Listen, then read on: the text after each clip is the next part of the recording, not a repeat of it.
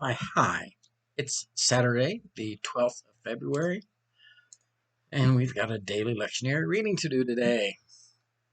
We have Psalm 1, and this is day 3 with the Psalm, so we will be reading the Holman Christian Standard, how they handle the poetry.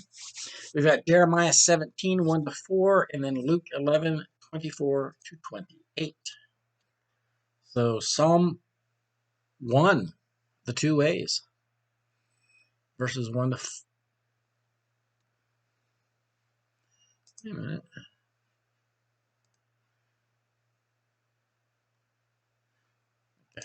I'll get 6 verses here. How happy is the man who does not follow the advice of the wicked, or take the path of sinners, or join a group of mockers. Instead, his delight is in the Lord's instruction, and he meditates on it day and night. He's like a tree planted beside streams of water, that bears fruit in season, whose leaf does not wither. Whatever he does prospers. The wicked are not like this. Instead, they are like chaff that the wind blows away. Therefore, the wicked will not survive the judgment, and sinners will not be in the community of the righteous. For the Lord watches over the way of the righteous, but the way of the wicked leads to ruin. All right, Jeremiah 17, 1 to 4, Judah's sin and punishment.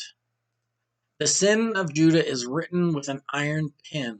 With a diamond point, it is engraved on the tablet of their hearts and on the horns of their altars, while their children remember their altars and their sacred poles beside every green tree, and on the high hills and on the mountains of the in the open country.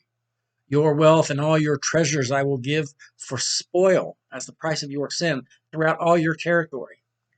By your own act you shall lose the heritage I gave you, and I will make you serve your enemies in a land that you do not know.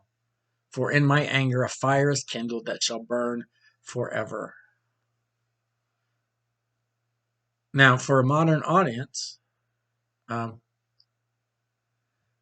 we may not get some of these. Because what is their sin, right? This passage supposedly tells us their sin. Well, it does. It says, while their children remember their altars and their sacred poles beside every green tree and on the high hills, they're talking about pagan, worshiping other gods. The sacred poles is the one nit I have to pick with the NRSV, is it translates this as sacred poles and not Asherah. The Asherah poles. The Asherah poles are specific. It's not just it is a sacred pole, but it's not sacred to Yahweh. It is sacred to the goddess Asherah. All right, and then when they talk about worshiping on the high places, on the high hills, those are where they worship these other gods. They built these altars to these other gods. That was Judah's sin and punishment. Their sin was turning away from Yahweh. All right, Luke 11, 24 to 28. It says the return of the unclean spirit.